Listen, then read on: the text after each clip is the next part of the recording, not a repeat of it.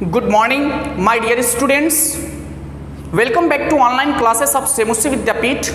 I am Anshu Kumar Tiwari and standing here with my another important and dynamic lecture of class 12, chapter number 3, current electricity of your physics. Okay, today's topic on which we will discuss is Kirchhoff's law. That is the most important topic related to your board examination.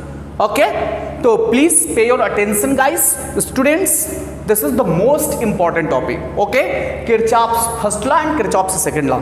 यह 100% guarantee है कि इस rules पे, Kirchhoff's law पे आपको 100% 1 या 2 numerical दे देता है और वो न्यूमेरिकल आपका अच्छे मार्क्स का होता है.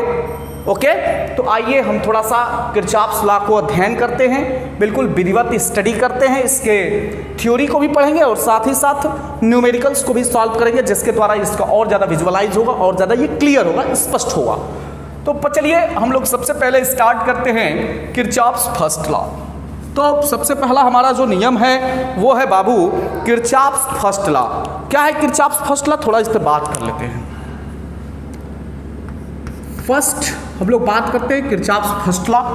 Kirchhoff's first law is also known as Kirchhoff's current law, जिसको हम लोग शॉर्ट में केसीएल कहते हैं, किरचॉफ करंट लॉ, या फिर इसको एनसीईआरटी के अंतर्गत यदि स्टडी करें तो इसको ये जंक्शन रूल का नाम देता है. ठीक है, जंक्शन किसे कहते हैं, नोड किसे कहते हैं, ब्रांच किसे कहते हैं, इन सारी विषय वस्तु की जानकारी पहले हम आपको दे देते हैं ताकि आपको किरचॉफ्स लॉ पढ़ने में कोई कठिनाई नहीं होगी. तो आइए सबसे पहले हम लोग समझते हैं कि ये जंक्शन रूल कह रहा है, तो जंक्शन क्या होता है. बेटा एक चीज बता दें, जब 2 से ज्यादा यानी 3 या मोर देन 3 वायर्स कहीं एक जगह आके मीट होते हैं, यानी 3 करंट्स या मोर देन 3 करंट्स कहीं एक जगह आके वायर्स या कंडक्टर्स अगर मीट होते हैं तो उस पॉइंट को हम लोग जंक्शन बोलते हैं. और जहाँ सिर्फ 2 होते हैं तो उसको हम लोग नोड का नाम देते हैं. जैसे एक एग्जाम्पल हम लोग लेते हैं, सपोज कर लीजिए कि कोई कंडक्टर, एक कंडक्टर यहाँ से ऐसे आया, एक कंडक्टर यहाँ आके जुड़ गया इस पॉइंट पे. अभी तक ये क्या है बेटा, अभी यहाँ पर ये नोड है, क्योंकि 2 ही कंडक्टर, एक कंडक्टर ये हो गया, एक कंडक्टर ये हो गया, तो मात्र 2 ही कंडक्टर इस पॉइंट पे जुड़े हों तो इसको हम लोग नोड बोलेंगे. बात समझ में आ रही है. लेकिन तीसरा कंडक्टर भी अगर हम यहाँ से जोड़ दिए तो अब ये नोड ना होकर के क्या हो गया बेटा, अब इस पॉइंट को हम लोग बोलेंगे जंक्शन. क्या बोलेंगे बाबू, जंक्शन बोलेंगे. क्या बोलेंगे, जंक्शन बोलेंगे. याद रखिएगा, जैसे मान लीजिए एक और एग्जाम्पल हम लोग देते हैं ऐसे समझने के लिए. सपोज इस तरीके से कुछ आपके सामने कोई सर्किट है, इस तरीके से कोई आपके सामने सर्किट आ गया. ठीक है, फिल देने के लिए हम थोड़ा सा यहाँ पे एक बैटरी भी लगा ही दे, सेल लगा दे. बताइए इसमें जंक्शन कहाँ है. आपको कहीं जंक्शन देखने को नहीं मिल रहा है. इस पॉइंट को भी लेंगे तो 2 ही कंडक्टर हैं, यहाँ पे लेंगे 2 ही हैं, यहाँ पे लेंगे 2 ही हैं, यहाँ पे लेंगे 2 ही हैं. यहाँ पर ये जंक्शन नहीं है. लेकिन बाबू अगर हम यहाँ पर एक ऐसे लेकर के ऐसे इसको ऐड कर दें यहाँ पर, अब यहाँ पर देखिए तो कितने हैं, 1 ये हो गया, ये हो गया, और इधर से ये देखिए ये हो गया 3. तो इस पॉइंट पे 3 डायरेक्शंस आपको दिखाई दे रहे हैं, यानी 3 डायरेक्शन कह लीजिए, या फिर यहाँ पर आपको दिखाई दे रहा है कि 3 कंडक्टर्स आपस में ऐड हुए हैं, जुड़े हुए हैं. तो इस स्थिति में हम इस पॉइंट को और इस पॉइंट को क्या बोलेंगे, जंक्शन बोलेंगे, जबकि इन सभी पॉइंट्स को हम लोग नोड बोलेंगे. ठीक है, अब ये जो है देख रहे हैं आप, ये ब्रांच है एक, यहाँ से ये एक ब्रांच हो गया और ये एक ब्रांच हो गया बाबू. ठीक है ना. तो हम आपको बताएंगे कि ब्रांच क्या होता है, सारी चीजें आपको क्लियर हो जाएंगी. सबसे पहले चूंकि हम लोग जंक्शन रूल पढ़ रहे हैं तो जंक्शन रूल को हम लोग क्लियर कर लेते हैं अच्छे से. तो निश्चिततः आपको जंक्शन समझ में आ गया होगा कि जंक्शन क्या होता है. प्रयास करिए, जैसे मान लीजिए आपके सामने कुछ इस तरीके से अगर हम आपको बता दें, कुछ ऐसे अगर हम आपको दे दें, तो देखिए ये नोड हो गया, ये नोड हो गया, ये भी नोड हो गया, ये भी नोड हो गया, लेकिन ये क्या हो गया बाबू, जंक्शन हो गया. ठीक है ना, क्योंकि ये एक ये हो गया, ठीक है ना, तो 3 यहाँ भी हो गया, 3 यहाँ भी हो गया, तो 3 या 3 से अधिक 3 या मोर देन 3 अगर वायर्स या कंडक्टर्स आपस में जुड़े हों किसी एक पॉइंट पे, तो उस पॉइंट को हम लोग जंक्शन बोलते हैं, ठीक है ना। तो मतलब कि junction is a point where 3 और more than 3 conductors are meeting, ठीक है ना, यानी मीट कर रहे हो उसको हम लोग जंक्शन बोलते हैं। जहां 2 ही होते हैं उसको हम लोग बेटा नोड का नाम देते हैं। चलिए उसके बाद हम लोग बात कर लेते हैं थोड़ा जंक्शन रूल होता क्या है। देखिए किरचॉफ बड़ी भले आदमी थे, साधारण पुरुष थे, उन्होंने बड़ा अच्छा नियम दिया। भाई अगर मान लीजिए कुछ ऐसे भी सर्किट्स हमारे सामने आते हैं जो ना सीरीज दिखाई देते हैं ना ही आपको पैरेलल समझ में आते हैं, कई रजिस्टर्स दे देगा, कई सेल्स दे देगा, मोर देन 1 सेल दे देगा, तो अब उस स्थिति में हमारा दिमाग जो है काम नहीं करता है। तो जहां ओम्स लॉ फेल होता है वहां किरचॉफ्स लॉ को हम लागू करा देते हैं, ठीक है ना। तो वहां हम लगा सकते हैं ओम्स लॉ, लेकिन बहुत ही कॉम्प्लिकेटेड सर्किट होता है, ओम्स लॉ को वहां अप्लाई करना बड़ा कठिन हो जाता है, जिसके लिए हम लोग क्या करते हैं, किरचॉफ्स लॉ का प्रयोग करते हैं, ठीक है ना। तो कॉम्प्लिकेटेड सर्किट जहां क्लियर ना हो, ये स्पष्ट ना हो कि उसमें कौन सीरीज में है कौन पैरेलल है, तो in this case we will have to apply the Kirchhoff's first law और सेकेंड लॉ। ओके, हम लोग अप्लाई करके उसको आसानी से इजिली उस कॉम्प्लिकेटेड सर्किट के ईच रेजिस्टेंस में करंट को फाइंड आउट कर सकते हैं, ठीक है। आइए समझते हैं इन्होंने क्या कहा था। किरचॉफ्स फर्स्ट लॉ के अकॉर्डिंग क्या था भैया, इन्होंने कहा था कि sum of the algebraic sum, the algebraic sum of the current meeting at a junction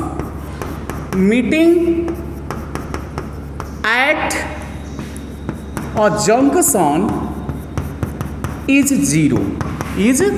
zero, यानी कि समेशन ऑफ आई जो होता है बाबू वो कितना होता है, 0 होता है। क्या होता है, 0 होता है। ये है आपका फर्स्ट लॉ कि जिसको हम लोग किरचॉफ्स करंट लॉ बोलते हैं। करंट के बारे में बात करेंगे, the algebraic sum of the current meeting at a junction is 0। Example लेते हैं, कुछ इस तरीके से मान लीजिए कि ऐसे कोई तार आया, वायर है, करंट लीव बाहर जा रहा है, करंट एंट्री कर रहा है, ठीक है, ये करंट बाहर जा रहा है, ये करंट एंट्री कर रहा है, ये भी करंट एंट्री कर रहा है, ये करंट बाहर जा रहा है। देखिए बाबू यहाँ पे ये हो जाएगा बाबू, मान लेते हैं यहाँ से शुरू कर लेते हैं, I1, I2, I3, I4, I5, I6। तो होता क्या इसमें आपको ये देखिए, ये कई कंडक्टर्स यहाँ पे जुड़े हैं, तो दिस इज जंक्शन। अब जंक्शन पे करंट क्या होता है, summation of the current at the junction will be 0। क्या होगा यहाँ पे, 0 होगा बेटा, the algebraic sum of the current. आइए हम लोग बात करते हैं इस विषय वस्तु पे। एक चीज जरूर जानिएगा, जिस तरीके से लाइट के प्रॉब्लम्स को जब हम लोग सॉल्व करते थे, तो लाइट के प्रॉब्लम्स को सॉल्व करते वक्त आपको पता होगा कि साइन कन्वेंशन कितना मायने रखता था, साइन कन्वेंशन कितना इंपॉर्टेंट था। उसी तरीके से किरचॉफ्स लॉ में भी साइन कन्वेंशन काफी इंपॉर्टेंट है, जैसे मिरर फार्मूला, लेंस फार्मूला में था। तो आइए देखते हैं कितना इंपॉर्टेंट है, इसकी इंपॉर्टेंस को समझते हैं। देखिए 2 चीज, साइन कन्वेंशन अवश्य आप तैयार करिएगा, ये इससे आपको और ज्यादा क्लियर होगा। क्या चीज है, तो करंट लिविंग द जंक्शन। 2 चीज है, करंट लिविंग द जंक्शन, यानी जो करंट जंक्शन को क्या कर रही है बेटा, लिव कर रही है। तो जो करंट जंक्शन को लिव करेगी, जंक्शन से क्या जाएगी, दूर जाएगी, फार फ्रॉम द जंक्शन, यानी जंक्शन से दूर जाएगी, बाहर निकलेगी, ठीक है ना, जंक्शन से दुश्मनी करेगी, तो उसको हम लोग हमेशा क्या लेते हैं बेटा, नेगेटिव लेते हैं। क्या लेते हैं, नेगेटिव लेते हैं। बात समझ में आ रहा है ना, ध्यान में रखिएगा। और करंट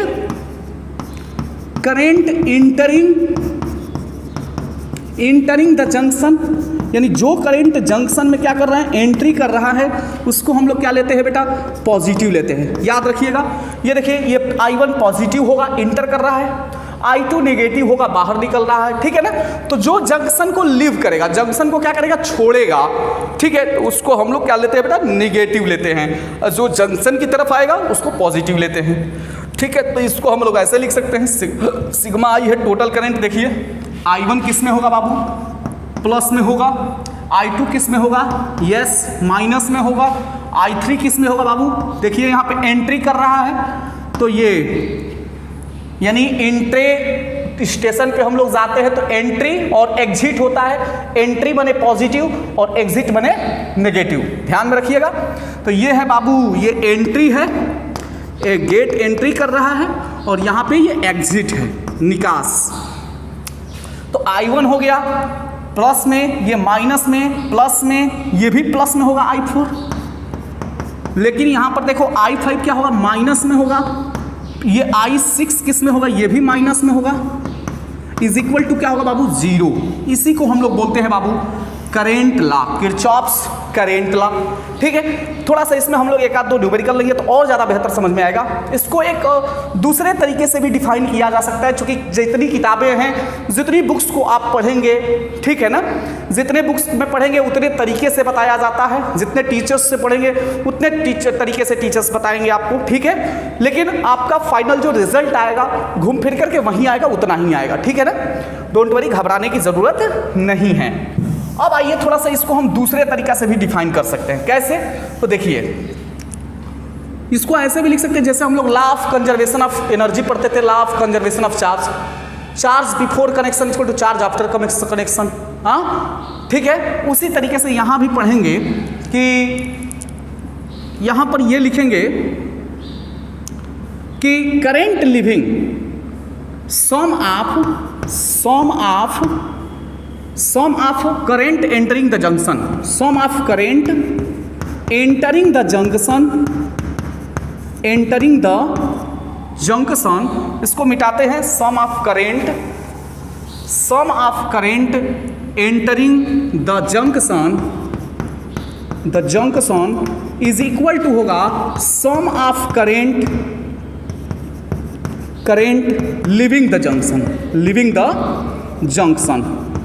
यानी कहने का मतलब ये है कि जितना करंट बाहर निकल रहा है, ठीक है, जो करंट बाहर निकल रहा है उसका अलजेब्रिक सम किसके बराबर होगा, जो करंट अंदर आ रहा है उसके बराबर होगा। बात समझ में आ रही है ना, ठीक है ना। अब स्टेशन पर मत चले जाना, ये ज़रूरी नहीं है कि एक गेट से जितने अंदर जा रहे हैं उतने ही गेट से बाहर आ रहे हैं। लेकिन ये तो सत्य है भैया कि किसी कंडक्टर में पर सेकंड में इसमें जितना इलेक्ट्रॉन यहाँ से एंट्री करेंगे, इसके दूसरे गेट से उतने ही इलेक्ट्रॉन बाहर भी निकलते हैं। ये आपको मैंने पहले भी बताया था, ठीक है ना, कि किसी कंडक्टर से एक सेकेंड में जितने इलेक्ट्रॉन इधर एंट्री करते हैं उतने ही इलेक्ट्रॉन इधर से बाहर भी निकलते, उतने ही चार्ज इधर से बाहर भी निकलते हैं। अभी इसी से हम लोग निकालेंगे कि sum of the current entering the junction equal to sum of current leaving the junction. मतलब स्पष्ट हो गया कि टोटल आई क्या एंट्री, आई एंटर वाला, आई एंट्री इज इक्वल टू हो जाएगा आई एग्जिट। बात समझ में आ रहा है ना, I entry is equal to I exit. आइए देखते हैं कैसे एक क्वेश्चन करते हैं। जैसे इसमें भी देख लेते हैं, आप देख लीजिए वही चीज़ सेम आएगा जो पहले आया था बाबू, जो चीज़ पहले आई थी वही चीज़ सेम आएगी। आपको दिखाते हैं अभी तुरंत। देखिए यहाँ पर थोड़ा सा देखिए, एंट्री वाला कौन कौन सा है, I1 और एंट्री I3 प्लस और क्या है एंट्री वाला I4। इसके बाद क्या है बेटा, एंट्री अब कोई नहीं है, इज इक्वल टू I2 बाहर जा रहा है प्लस I6 यानी I5 जा रहा है और I6 जा रहा है। सर वही चीज़ है, सेम बिल्कुल वही चीज़ आप करके देख लीजिए। देखिए I1 इधर लेके आएंगे माइनस I2, इधर लेके आए प्लस I3 है, प्लस I4 है, इधर लेके आएंगे माइनस I5 हो जाएगा, इधर लेके माइनस I6 हो जाएगा, इज इक्वल टू 0। सेम तो है, the algebraic sum of the current meeting at the junction is equal to 0, है ना। वही चीज़ सेम है, हमने दूसरे भाषा में इसको लिख दिया, ठीक है ना। तो घबराने की ज़रूरत नहीं है, ठीक है। अब हम बताते हैं आपको एक एग्जाम्पल के माध्यम से कि क्या होता है। और आप पहले से भी ये नियम जानते हैं, ये कोई नया नहीं है, किरचॉफ ने कुछ नया नहीं दे दिया है। आप पहले से ही ये नियम जानते थे कि मतलब मान लीजिए कि कुछ इस तरीके से, अगर मान लीजिए पहले भी जब हम स्केलर वेक्टर प्रूफ कराते थे तो ये देखिए, मान लीजिए इसमें इस तरीके से 2 एम्पीयर जा रहा है, इसमें 5 एम्पियर जा रहा है, सपोज कर लीजिए, तो आप स्वाभाविक कहते थे इसमें 7 एम्पियर जाएगा। देखिए कैसे, ये हो गया बाबू क्या चीज, जंक्शन हो गया, ये जंक्शन हो गया ना, एक कंडक्टर, दो कंडक्टर, तीन कंडक्टर, एक वायर, दो वायर, तीन वायर। अब बताइए इसमें जब 2 एम्पियर जा रहा है, बताइए आइए 2 एम्पियर यानी इंटर कितना कर रहा है, टोटल एम्पियर इंटर कर रहा है 2 एम्पियर प्लस हो गया 5 एम्पियर, है ना। तो स्वाभाविक है जितना इंटर कर रहा है उतना ही क्या होना चाहिए, बाहर निकलना चाहिए। तो 7 एम्पियर बाहर भी निकल रहा है, देख लीजिए, ठीक है। या फिर अगर आपसे क्वेश्चन ही पूछ देते, मान लीजिए सपोज कि इसमें 2 एम्पियर जा रहा है और यहाँ पर 7 एम्पियर, इस डायरेक्शन में आपको निकालना है, इसमें कितना होगा, तो सरकार कितना होगा, देखिए 5 प्लस मान लेते हैं, इसमें ऐसे ही ले लेते हैं, करंट इज इक्वल टू 7 होगा। जितना निकल रहा, जितना इसमें एंट्री कर रहा है उतना बाहर निकलेगा। तो यानी कि ये इससे हो जाएगा 7 - 5 = 2 एम्पियर हो जाएगा, ठीक है। चलिए सर एक दूसरा एग्जाम्पल लेते हैं हम लोग, तो और ज़्यादा बेहतर समझ में आएगा, ठीक है। देखते हैं, जैसे मान लीजिए कि आपके सामने जो है एक ये जंक्शन, जैसे मान लीजिए कुछ इस तरीके से कोई करंट आ रहा है, सपोज कर लीजिए कुछ इस तरीके से है ये, ठीक है ना। और अब बताइएगा, आपको बताना ये है, सपोज कर लीजिए कुछ इस तरीके से आपका आ रहा है, ठीक है ना। चलिए अब आप ये बताइए, जैसे मान लीजिए इसमें 5 एम्पियर है, ठीक है, इसमें 3 एम्पियर है, इसमें 2 एम्पियर है। अब इसमें कितना करंट होगा, या फिर किसी में भी पूछ सकता है, किसी ब्रांच में क्या होगा बता सकते हैं आप। जैसे मान लीजिए इस करंट की डायरेक्शन इधर इंटर हो रहा है, इधर ये ऐसे हो रहा है, ये ऐसे हो रहा है, तो ये दोनों क्या हो रहा है भैया, जंक्शन ये है, ये दोनों एंट्री कर रहा है। तो देखिए तो 5 3 8 एंट्री जो कर रहे हैं 5 + 3 हो गया। अब देखिए ये जंक्शन से दूर जा रहा है, दूर जा रहा है कि नहीं जा रहा है, दो जंक्शन से दूर जा रहा है, ये भी जंक्शन से क्या जा रहा है, दूर जा रहा है। तो ये कितना हो जाएगा भाई साहब, 2 प्लस मान लेते हैं, आई ही मान लेते हैं, तो 5 + 3 8 - 2 आई = 6 एम्पियर। तो इसमें कितना होगा बाबू, 6 एम्पियर। मतलब क्या है कि करंट जो लिव कर रहा है, ठीक है, amount of current leaving the junction is equal to amount of current entering the junction. ये दोनों सेम होगा आपस में। अब इसी के बेस पे अगर हम लोग बात करें, हमने अभी आपको बताया कि जितना इलेक्ट्रॉन यहाँ से एंट्री करेगा उतना इधर से निकलेगा, सीधी सी बात है। जितना इलेक्ट्रॉन किसी कंडक्टर में भीतर किसी जंक्शन में जाएगा, जितना इलेक्ट्रॉन जंक्शन में जाएगा उतना ही इलेक्ट्रॉन जंक्शन से बाहर जाएगा। बात समझ में आ रही है, यानी चार्ज, जितना चार्ज अंदर जाएगा उतना ही चार्ज बाहर आएगा। हमको आइडियल कंडीशन चाहिए ना, जितना इनपुट हम कर रहे हैं उतना आउटपुट चाहिए। बात समझिए, ये ट्रांसफार्मर में step up step down, transformer में ऐसा नहीं होता है, जितना आपने एंट्री कराया उतना मिल गया। हम लोगों के घरों में जो ट्रांसफार्मर यूज होते हैं वो स्टेप डाउन ट्रांसफार्मर यूज होते हैं, ठीक है ना। उसमें आपको पढ़ाया जाएगा जब आपको पढ़ाएंगे, step up transformer and step down transformer, ठीक है बेटा। तो आइए देखते हैं कैसे। देखिए सीधी सी बात है कि इसमें चार्ज ये किस पर बेस्ड होता है, किस प्रिंसिपल पे, किरचॉफ्स फर्स्ट लॉ किस प्रिंसिपल पे बेस्ड होता है। तो Kirchhoff's first law is based on the law of conservation of charge. किस पे बेस्ड होता है बेटा, law of conservation of charge पे। यानी charge can neither be created nor be destroyed, यानी कि जितना चार्ज इंटर करेगा जंक्शन में उतना चार्ज बाहर भी होगा।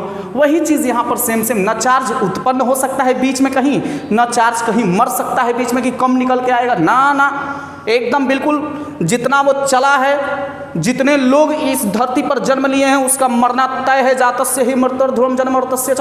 वैसे ही यहाँ पर जितने इलेक्ट्रॉन से एंट्री किए हैं, जितने चार्ज एंट्री किए हैं जंक्शन पे, जितने चार्ज जाकर ठोकर मारेंगे जंक्शन, उतने चार्ज को फिर क्या करेगा, बैकअप टू पेवेलियन कहेगा, भागो एकदम बाहर निकलो जल्दी इस रास्ते से, क्योंकि आने वाली ट्रेन का रास्ता अलग होता है, जाने वाली ट्रेन का रास्ता अलग होता है। बात समझ में, हमारे शरीर में ही देख लो धमनी और सिरा, ठीक है ना। तो क्या होता है, आने वाली ट्रेन और जाने वाली ट्रेन, धमनी और सिरा है ना, आर्टरी एंड वेन्स, एक से आती है ब्लड हार्ट में, एक से ब्लड बाहर जाती है ना। चलिए देखते हैं अब फिर। तो मतलब ये है कि Kirchhoff's law is based on law of conservation of, पूछ देता है ये क्वेश्चन बोर्ड में, conservation of charge.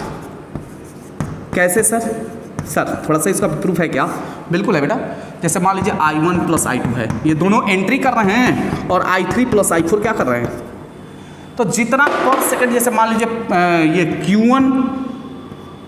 Q1 by T पर सेकेंड, अरे प्लस Q2 बाई टी, ठीक है ना, Q3 by T plus Q4 by T, T cancel हो जाएगा तो Q1 plus Q2 equal to Q3 plus Q4। बात समझ, जितना चार्ज अंदर जंक्शन में एंट्री कर रहा है उतना चार्ज बाहर भी आ रहा है। बात समझ, पर सेकंड यानी पर यूनिट मिनट में, पर यूनिट सेकंड में जितने चार्ज जंक्शन की तरफ एंट्री करेगा तो उतने चार्ज भी बाहर भी आएगा, ठीक है, एग्जिट होगा, ठीक है ना। तो amount of charge leaving the junction is equal to amount of charge करेगा क्या, entering the junction. Okay, this is the first law. अब हम लोग बात करते हैं बेटा थोड़ा सा सेकेंड लॉ की। ये तो केसीएल था, अभी तो केसीएल पे हम लोग टहल रहे थे, ठीक है ना। और थोड़ा सा इसको तैयार कर लीजिए, नहीं तो केसीएल बहुत परेशान करेगा आपको, क्योंकि बड़ा इंपॉर्टेंट ये है केसीएल। बात समझ में आ रही ना, केसीएल, किरचॉफ्स करंट लॉ। अब हम देखेंगे किरचॉफ्स वोल्टेज, क्या होता है किरचॉफ्स वोल्टेज लॉ। देखिए इसको कहते हैं किरचॉफ सेकंड लॉ कहिए, किरचॉफ वोल्टेज लॉ कहिए, किरचॉफ रूल, किरचॉफ या फिर लूप रूल कहिए, जो एनसीईआरटी में केवीएल भी कह सकते हैं हम इसको। तो क्या होता है ये थोड़ा सा देखें, जैसे वहाँ करंट की बात करते हैं, यहाँ हम लोग वोल्टेज की बात करेंगे, कोई बात नहीं। तो कैसे बोलते हैं बेटा, इसका जो है बेटा the algebraic sum of, the algebraic some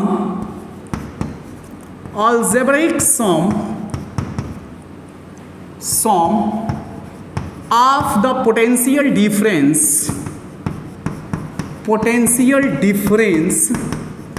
sir potential difference है, पोटेंशियल एनर्जी भी लिख सकते हैं क्या, लिखो ना, पोटेंशियल डिफरेंस। कुछ चीजें आपसे मैं पूछूंगा जो मैं आपको पहले भी बता चुका हूं। Potential difference, algebraic sum of the potential difference in a closed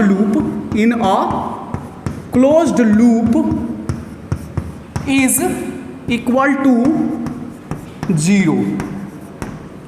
यानी कि एक क्लोज्ड लूप है बाबू, एक क्लोज्ड लूप है, और क्लोज्ड लूप में जो समेशन है, समेशन ऑफ डेल्टा भी पोटेंशियल डिफरेंस फॉर किसके लिए, फॉर द क्लोज्ड लूप। किसके लिए भाई साहब, क्लोज्ड लूप के लिए, ठीक है ना। ये क्या होता है बाबू, क्लोज्ड लूप कब बनता है, जहां से चले हैं वहीं पर आ जाएंगे तो क्लोज्ड पाथ बन जाता है। पाथ क्या होना चाहिए, क्लोज्ड होना चाहिए। तो इस स्थिति में ये क्या होता है बेटा, 0 होता है, ठीक है ना। तो मतलब ये है कि अगर पाथ क्लोज हो, किसी एक पॉइंट से चलकर उसी पॉइंट पे आ रहे हैं, तो उस स्थिति में जो डेल्टा वी होता है बेटा, समेशन उसका, वो 0 होता है।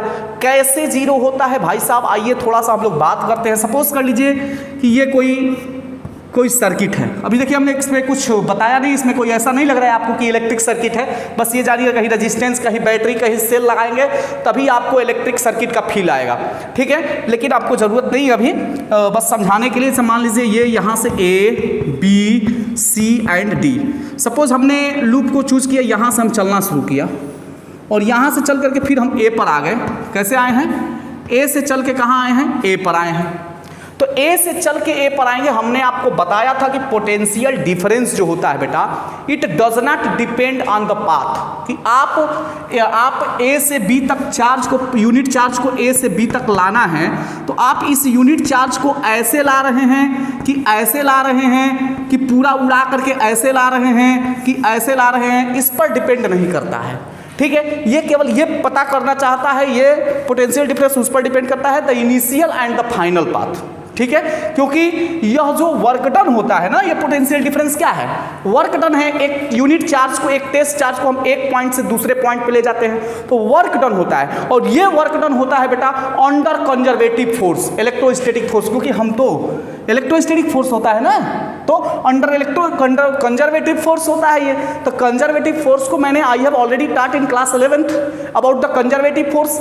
कंजर्वेटिव फोर्स पाथ पे डिपेंड नहीं करता है, वो डिपेंड करता है कि इनिशियल और फाइनल पाथ, इनिशियल और final point of the path पे, वो कहीं से भी जाएगा, चाहे जैसे भी जाए, वो आपका हमेशा वर्क डन सेम होगा।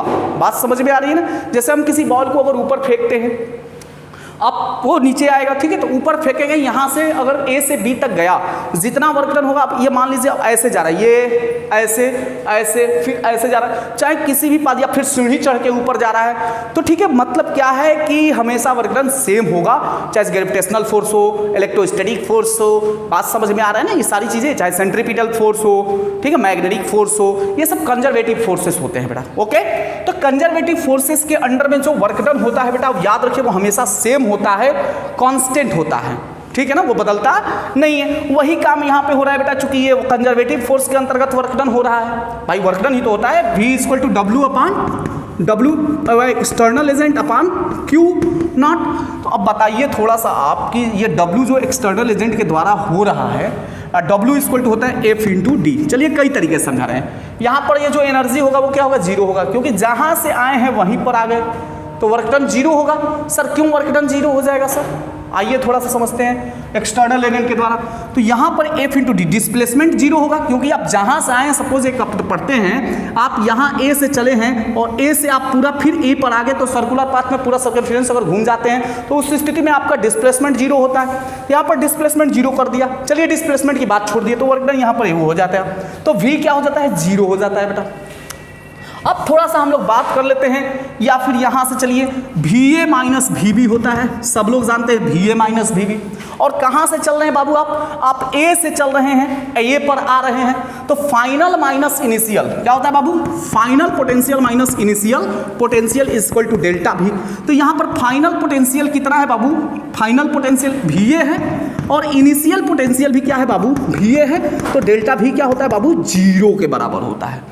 किसके बराबर होता है, जीरो के बराबर होता है। तो इस परिस्थिति में जीरो के बराबर होता है कब, याद रखिएगा, जब क्लोज्ड लूप बने तब, क्योंकि कंजर्वेटिव फोर्स में हमेशा क्लोज्ड पाथ होता है, ध्यान में रखिए, तभी वर्क डन सेम होगा। तो यहाँ पर क्लोज्ड लूप बनेगा और क्लोज्ड लूप में किसी एक ब्रांच पे अगर लेंगे तो उसमें हमेशा वर्क डन क्या होगा, कांस्टेंट होगा। यानी कहने का मतलब ये है कि उसका sigma of delta V summation of delta V means the algebraic sum of the potential difference in a closed loop is equal to zero होगा। ओके, ये इक्वल टू जीरो होगा, ठीक है, ये है आपका नियम है, सेकेंड लॉ है। मतलब इसका कहने का ये है कि जितना भी वोल्टेज हो, एक चीज और है, इसमें भी साइन कन्वेंशन बड़ा मस्ट है बेटा।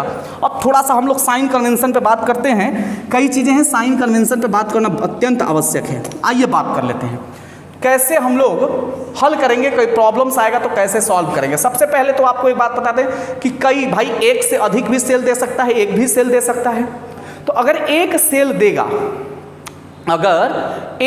देगा तो ये चीज ध्यान में रखिएगा कि एक सेल के दौरान तो हम आसानी से इजीली कर सकते हैं ओम्स लॉ लगा करके, लेकिन हम वहां फिल कराएंगे आपको कि ओम्स लॉ के जगह पे हम किरचॉफ्स लॉ भी यूज कर सकते हैं, यानी किरचॉफ्स लॉ भी अच्छा है, ठीक है ना। तो हम किसी को वो नहीं करेंगे, ओम्स और किरचॉफ में झगड़ा नहीं कराएंगे, हम किरचॉफ भी वहां पर अप्लाई करेंगे। बात समझ में आ रही है। आइए थोड़ा सा हम लोग देखते हैं किरचॉफ्स लॉ को कैसे अप्लाई करते हैं। चलिए किरचॉफ सेकंड लॉ को कैसे अप्लाई करते हैं, उसके लिए क्या क्या इंस्ट्रक्शंस हैं, थोड़ा सा इंस्ट्रक्शन को फॉलो करिएगा। पहला इंस्ट्रक्शन ये है कि सबसे पहले हम किसी एक सेल को पकड़िए, एक सेल से करंट ड्रॉन करिए, या जितने सेल हैं उतने से करंट ड्रॉन कर लीजिए, उससे कोई मतलब नहीं है।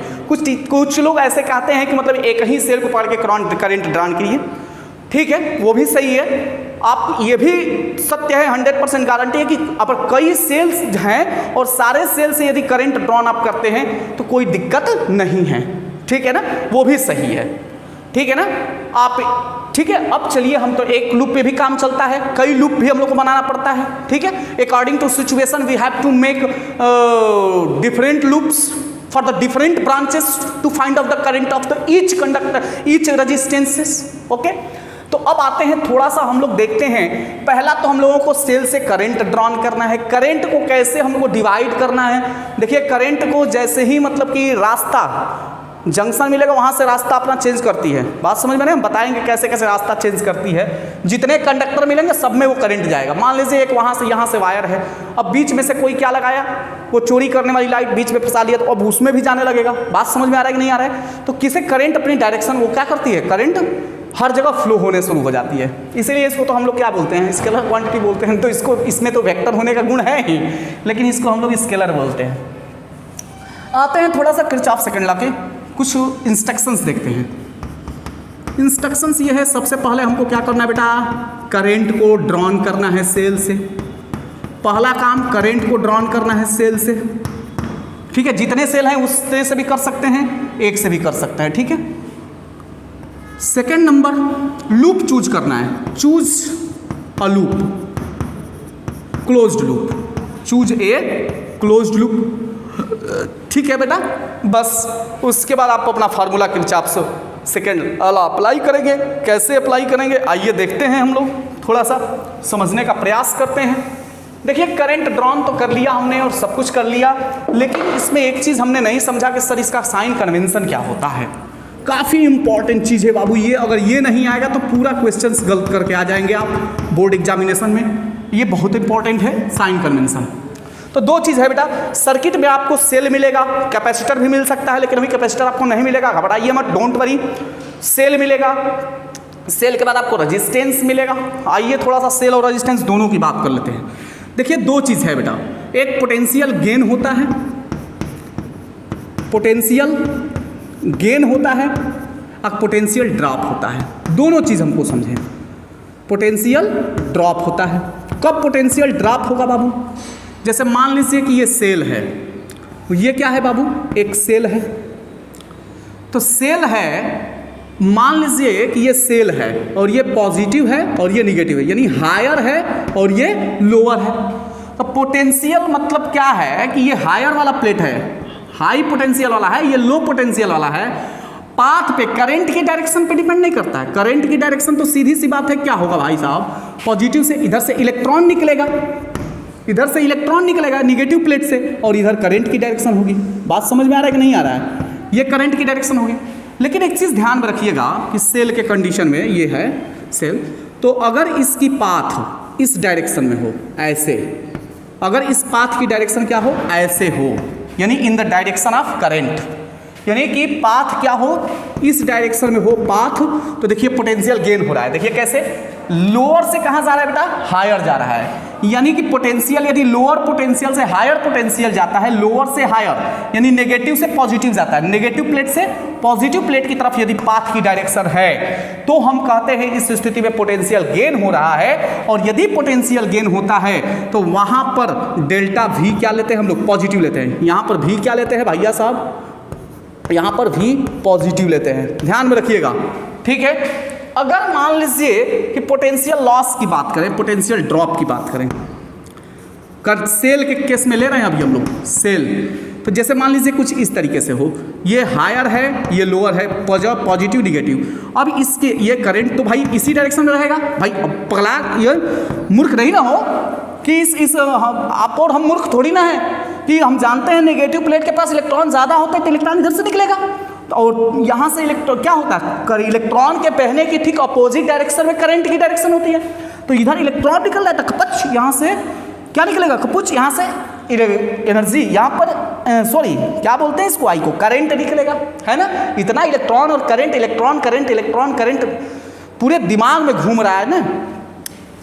अब यहाँ से क्या हो जाएगा थोड़ा सा समझिए, तो अगर इसकी पाथ को हम ऐसे कर देते हैं, यदि पाथ है ये करंट यहाँ पर पाथ है, ठीक है, अगर इसकी पाथ को बदल देते हैं हम लोग इस डायरेक्शन में कर देते हैं, तो अब इसको क्या करेंगे हम लोग बेटा, भी निगेटिव होगा। सर ऐसा क्यों आपने किया बाबू, यहाँ से कहाँ जा रहा है पाथ, आप कहाँ से कहाँ जा रहे हो, हायर पोटेंशियल से हाई पोटेंशियल प्लेट से लो पोटेंशियल प्लेट की तरफ, हाई पोटेंशियल से लो पोटेंशियल की तरफ जा रहे हो, यानी कि करंट के ठीक ऑपोजिट डायरेक्शन में जा रहे हो, या पॉजिटिव प्लेट से निगेटिव प्लेट की तरफ जा रहे हो। सेल के पॉजिटिव प्लेट से निगेटिव प्लेट की तरफ जाने पर इस स्थिति में बाबू बड़ी ही दुर्गति होता है और इस समय पोटेंशियल ड्रॉप हो जाता है। बात समझ में आ रही ना, देखो कितना दुर्गति हो गया, पोटेंशियल ड्रॉप हो गया। और कहीं याद रखना कि यही तो खेल है कि पोटेंशियल जितना ड्रॉप होता है, किसी ने किरचॉफ ने यह भी बताया था कि सिग्मा ई, यानी ई मतलब what, EMF is equal to sigma IR के बराबर होता है। जितना पोटेंशियल ड्रॉप होता है उसके इक्वल होता है, यानी कि EMF is equal to potential draft, उन्होंने ये भी बोला था, ठीक है ना। याद रखिए, ऐसे भी इससे आपको डिफाइन कर सकते हैं। ये एक चीज़ क्लियर हो गया। मतलब हम इन केस ऑफ सेल, पहला लिख लेंगे आप लोग, इन केस ऑफ सेल, अगर सेल से हम लोग जाएंगे तो दो चीज़ तीन चीज़ लिख लेना। ए पोटेंशियल गेन, पोटेंशियल गेन क्या होगा बाबू, पोटेंशियल गेन में भी पॉजिटिव होगा। अब कब भी पॉजिटिव होता है, when the path is equal to positive plate to negative plate. कहाँ जाएंगे, positive plate to negative plate. बात समझ में आया।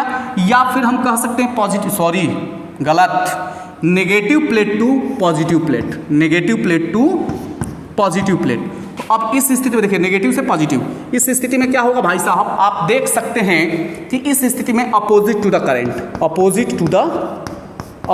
टू द करंट, तो भी क्या होगा, पॉजिटिव होगा। बात समझ में आ रही है ना।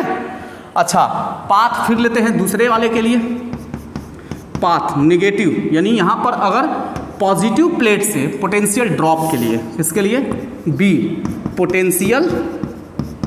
पोटेंशियल ड्रॉप के लिए भी क्या करेंगे, यहाँ पे पाथ इसका लेंगे, पाथ पे डिपेंड करेगा, करंट को नहीं लेंगे, ध्यान में रखिएगा।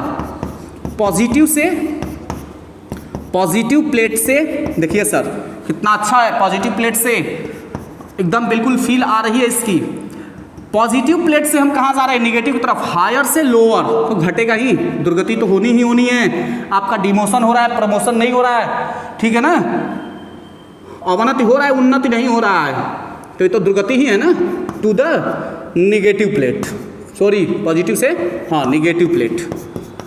सर यहाँ पे in the direction of current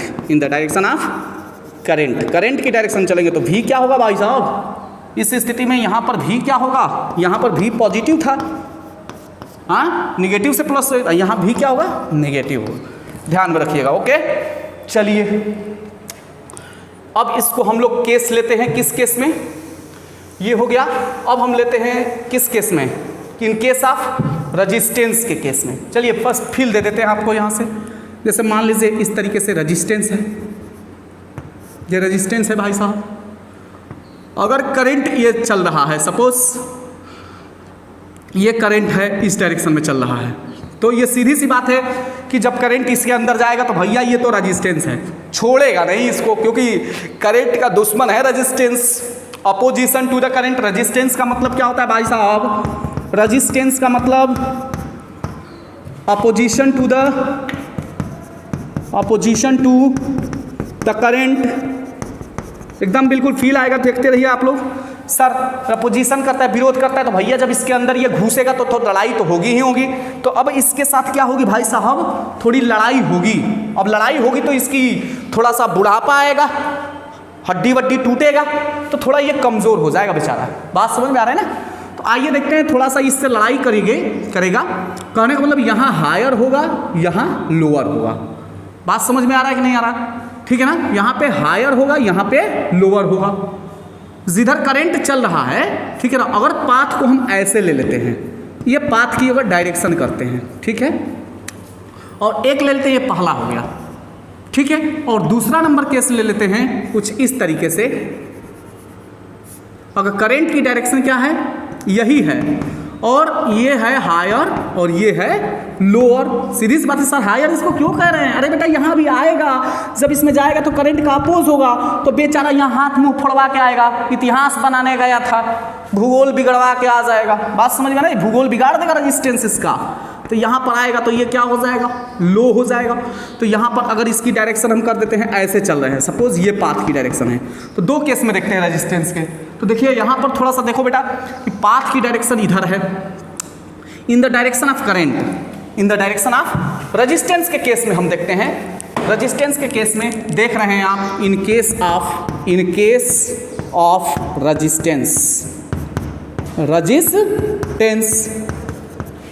तो पहला ए ये हो जाएगा भाई साहब कि the path if the path is in the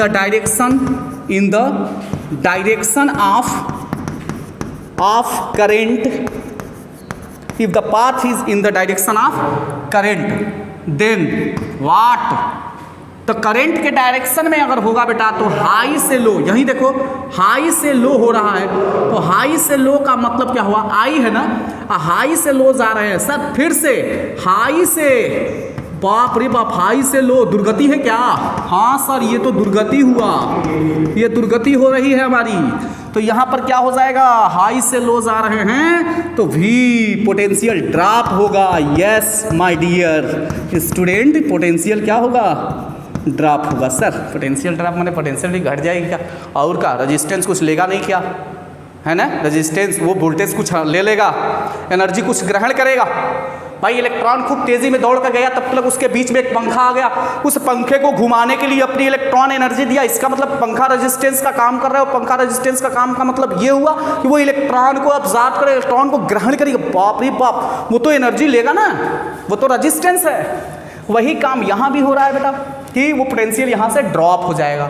भैया चला था बढ़िया 10 वोल्ट लेकर के, कुछ एनर्जियाँ लेकर के इसको 8 वोल्ट भेजा, है ना। जैसे क्या होता है, बैटरी लेते हैं 12 वोल्ट का ना, उसके अंदर एक इंटरनल रेजिस्टेंस लगा रहता है, वो पहले ले लेता है, अपने को ले लेता है, उसके बाद ही किसी को देता है, ठीक है ना। अब चलिए उसके बाद देखते हैं B, if the potential, if the path is in the direction of,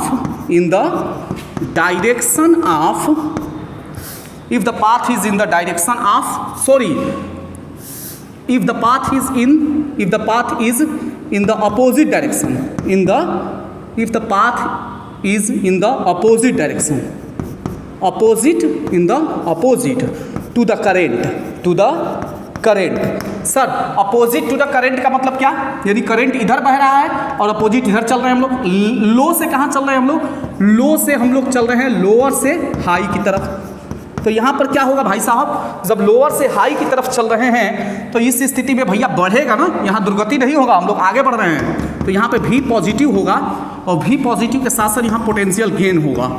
potential क्या होगा, गेन होगा। बात समझ में आ रहा है ना। चलिए ये हो गया बेटा पोटेंशियल ड्रॉप और पोटेंशियल गेन, यानी साइन कन्वेंशन का फॉर्मूला, ठीक है। तो ये रहा बेटा आपका जो कॉन्सेप्ट था किरचॉफ्स लॉ का। अब इतना अगर आपका क्लियर हो गया तो आप किसी भी न्यूमेरिकल्स को इजीली सॉल्व कर सकते हैं। बात समझ में आ रही है। नाउ अब बेटा हम लोग किरचॉफ्स सेकेंड लॉ से रिलेटेड कुछ प्रॉब्लम्स को सॉल्व करते हैं, न्यूमेरिकल्स को सॉल्व करते हैं, किस प्रकार से किरचॉफ्स लॉ को अप्लाई किया जाए, ठीक है। तो अब हम लोग पढ़ेंगे application of the Kirchhoff's first law and second law, ठीक है। और ज़्यादा क्लियर होगा, ठीक है ना, जब आप न्यूमेरिकल्स को सॉल्व करेंगे, ठीक है ना। आइए देखते हैं किस तरीके से, क्योंकि और याद रखिएगा साइन कन्वेंशन आपको याद होना चाहिए, तब जाकर के आप क्वेश्चंस को सॉल्व कर पाएंगे, वरना हर जगह आपकी दुर्गति होगी। जिस तरीके से पोटेंशियल ड्रॉप हो रहा था उस तरीके से आप भी ड्रॉप होगे वहाँ पे, और क्वेश्चंस को सॉल्व नहीं कर पाएंगे, ठीक है। तो क्वेश्चंस को सॉल्व करने के लिए सबसे पहले आपका क्या होना चाहिए, साइन कन्वेंशन क्लियर होना चाहिए। पहला, current leaving the junction, negative current, ठीक है ना, नेगेटिव लेते हैं। Current entering the junction, positive लेते हैं। किस केस में पोटेंशियल पॉजिटिव होता है, पोटेंशियल गेन होता है, पोटेंशियल ड्रॉप होता है। सेल के केस में, यदि हम लोग सेल के केस में लें, थोड़ा सा देखते चलिए, सेल के यदि हम लोग केस में लेते हैं तो ये पॉजिटिव, निगेटिव, ठीक है। करंट इस डायरेक्शन में चलता है, अगर इस डायरेक्शन में चल रहे हैं तो हाई से लो चल रहे हैं तो पॉजिटिव होगा। बात समझ में आ रही है ना, ठीक है। सॉरी, हाई से लो चल रहे हैं तो निगेटिव होगा, घट रहा है, और यही इसी में ऐसे चलते हैं तो ये निगेटिव हो जाएगा सेल के केस में, ठीक है ना। यही रेजिस्टेंस के केस में चलते हैं तो रेजिस्टेंस के केस में जिस डायरेक्शन में करंट चल रहा है, अगर उस डायरेक्शन में चल रहे हैं करंट की डायरेक्शन में, तो करंट की डायरेक्शन में हाई से कहाँ जा रहे हैं, लो की तरफ जा रहे हैं तो निगेटिव होगा, और करंट के ठीक अपोजिट डायरेक्शन में चलते हैं तो पॉजिटिव होता है। बस इतना चीज़ ध्यान में रखिए, बस आपको न्यूमेरिकल्स आएंगे। और करंट ड्रॉन करना है सेल से, ठीक है। आइए सब पहले हम लोग धीरे धीरे हलवा क्वेश्चन से शुरू करेंगे, बहुत आसान आसान क्वेश्चन से शुरू करेंगे, जिसको आप इजीली सिंपल सर्किट को लेंगे और सिंपल सर्किट को कैसे सॉल्व किया जाता है आप वहाँ ओम्स लॉ भी अप्लाई करके कर सकते हैं, लेकिन हम आपको किरचॉफ्स लॉ वहाँ अप्लाई करके दिखाएंगे कि हाँ किरचॉफ्स लॉ भी सही है। देखिए सबसे पहला क्वेश्चन तो ये हो जाएगा, मान लीजिए आपके सामने कुछ इस तरीके से क्वेश्चन आए, ठीक है, और चलिए उसके बाद ये कुछ इस तरीके से हो, एक सेल हो यहाँ पे कुछ इस तरीके से ऐसे। अब बताइए यहाँ से ये आपका हो गया पॉजिटिव, ये हो गया निगेटिव, नेगेटिव हो गया, नेगेटिव हो गया यानी लो, ये हो गया हाई, ये हो गया लो, ठीक है ना। मान लेते हैं ये 10 वोल्ट है, ये 2 एम्पियर है, सॉरी 2 ओम है, 1 ओम है, 3 ओम है। अब आपको क्या करना है कि you have to find out the current, you have to find out the current in each resistance. यही पूछता है क्वेश्चन, ईच रेजिस्टेंस में कितने करंट होंगे। अभी नंबर ऑफ सेल्स कितने हैं, 1 है। खूब आसानी से आप इजीली अगर चाहें तो कर सकते हैं क्या चीज़, चूँकि ये सब सीरीज में है। सब किस में है बेटा, करंट ड्रॉन कीजिए, इधर से इलेक्ट्रॉन निकलेगा तो इधर से करंट निकलेगा, तो करंट सब में क्या जाएगा खुपुच, यहाँ भी करंट वही जाएगा, यहाँ भी करंट, इसमें भी करंट वही। और याद रखिए जिस सेल से जितना करंट आप लेते हैं उतना करंट आपको उसको देना आवश्यक है। बात समझ में आ रही है ना। जैसे हम लोग क्या होता है ना कि न्यूट्रल और फेज 2 वायर्स आते हैं, तो फेज से करंट हमारे घर में एंट्री करता है और न्यूट्रल से करंट फिर वापस रिटर्न चला जाता है। बात समझ में आ रही है ना। तो जितना करंट आप किसी सिस्टम से ले रहे हैं, बैटरी से ले रहे हैं, उतना करंट आपको देना अनिवार्य है। ट्रांसफार्मर से करंट उतना आता है और ट्रांसफार्मर के पास पुनः न्यूट्रल के माध्यम से चला जाता है। आइए थोड़ा सा इसको समझने का प्रयास करते हैं। सबसे पहले तो इसमें हमने करंट ड्रॉन कर लिया पॉजिटिव प्लेट से, उसके बाद हम लोग करेंगे क्या, एक लूप चूज करेंगे। लूप पहले बना लीजिए यहाँ से A, B, C और D। अब देखिए लूप दोनों तरीके से हो सकता है, हम ऐसे भी चल सकते हैं और ऐसे भी चल सकते हैं, ठीक है ना, यानी क्लॉकवाइज या फिर एंटी क्लॉकवाइज, आप चाहे जैसे मन हो वैसे चल सकते हैं, ठीक है। तो देखिए यहाँ पर हम ऐसे चल ले रहे हैं, ठीक है, एक ही है ये ब्रांच, एक ही है, तो हम ऐसे अगर चलते हैं, फिर सपोज कैसे चले हैं हम, थोड़ा सा देख लीजिए, देख लीजिए हम लोग कैसे चल रहे हैं, ऐसे चल रहे हैं, है ना, ऐसे चले हैं ना हम लोग, थोड़ा सा ध्यान से समझिए। देखिए यहाँ से ऐसे चले हैं, मतलब क्या लूप बन रहा है, A D, देखिए कैसे चल रहे हैं, A D C B A, ऐसे चल रहे हैं, है ना, ऐसे चल रहे हैं, ऐसे चल रहे हैं, फिर ऐसे चल रहे हैं, और फिर इसको यहाँ से ऐसे आ रहे हैं, फिर अपने जगह पे, ठीक है। तो ये एक लूप तैयार हो गया। अब देखिए भैया इसमें लूप की एरिया उरिया पे कोई मतलब नहीं होता है, ठीक है ना।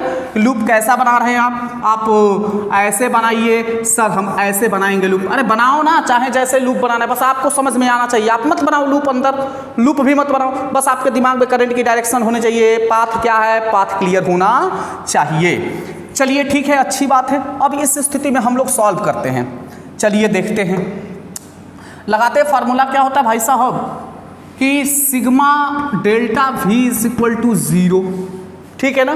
Total current, total voltage potential difference क्या होता है, 0 के बराबर होता है। आइए देखते हैं, यहाँ से बैटरी से शुरू करते हैं, सेल से।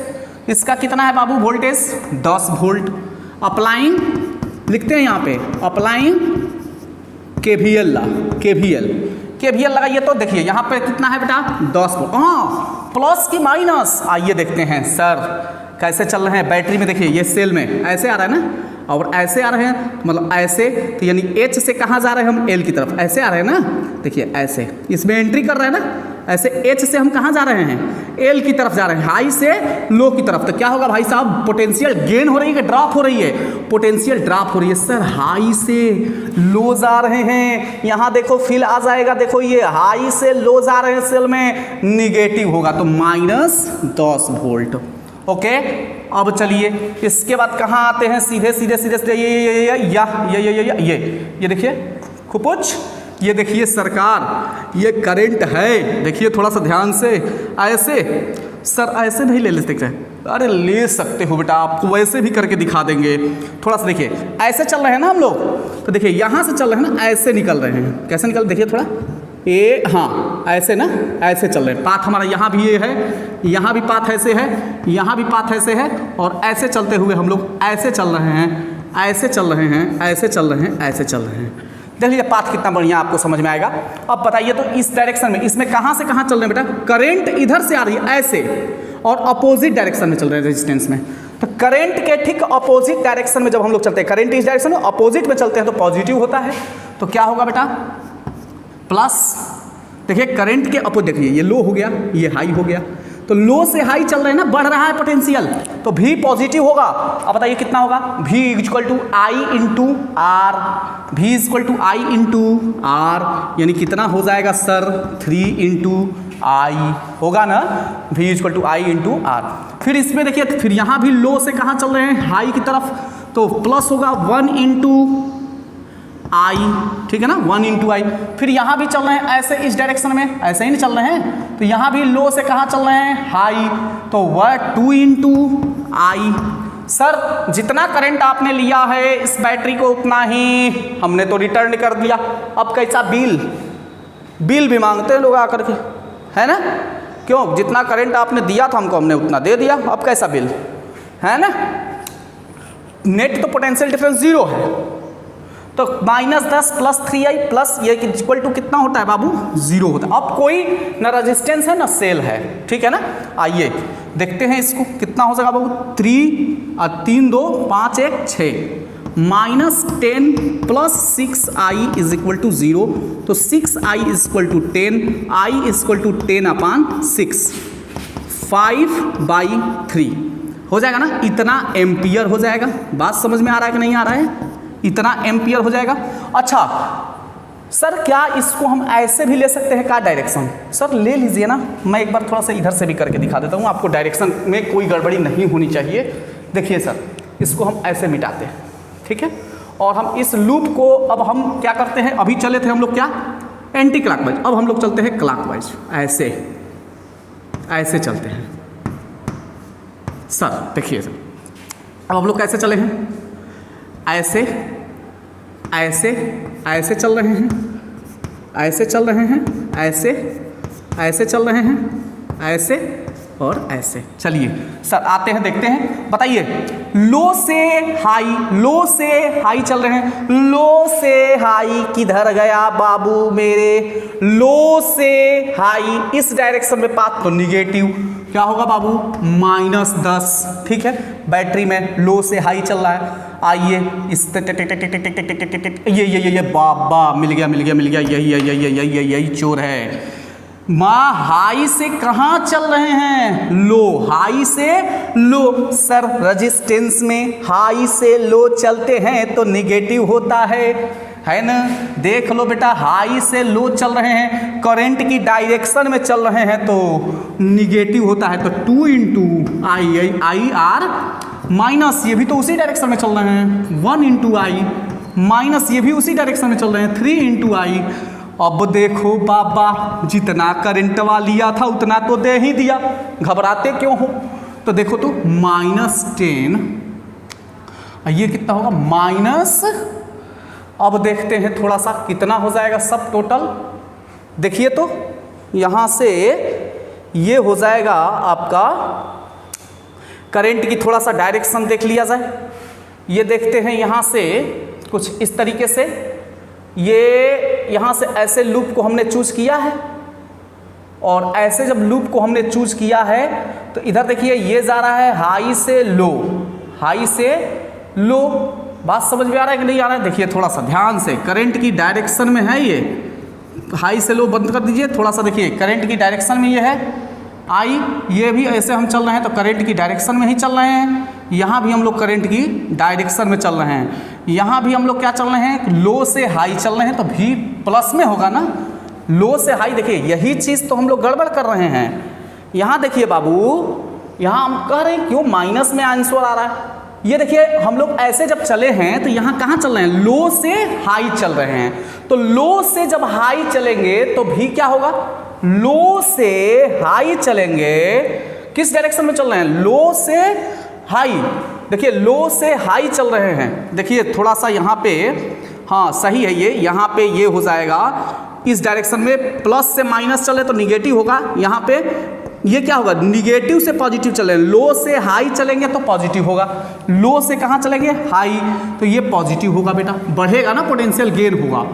ये कितना हो जाएगा 6i इज इक्वल टू 0, तो ये प्लस 6i इक्वल टू 10, तो i इक्वल टू 10/6, कोई डिस्टर्बेंस नहीं होनी चाहिए, 5/3 एम्पियर। बात समझ में आ गई। इस तरीके से इसको हमने सॉल्व किया। सर इसको थोड़ा ओम्स लॉ पे अप्लाई करके करिए तो सही है आंसर हमारा, बिल्कुल आते हैं। सब सीरीज में है बेटा, तो टोटल R इक्विवेलेंट कितना होगा, R1 plus R2 plus R3 2, यह कितना हो जाएगा 2i प्लस R है ना, तो 2 1 3 और 3 3 6, 2 + 1 प्लस यानी 6 ओम हो जाएगा इक्विवेलेंट। अभी कितना है बेटा, V = 10 वोल्ट। अब आते हैं थोड़ा सा समझने के लिए, एक बात बताइए, V = I, और सब में अलग अलग होगा ना V, तो V = I into V1 = I into R, मैंने 2i हो जाएगा। चलिए R इक्विवेलेंट निकल गया, आपको क्या निकालना है, I निकालना है।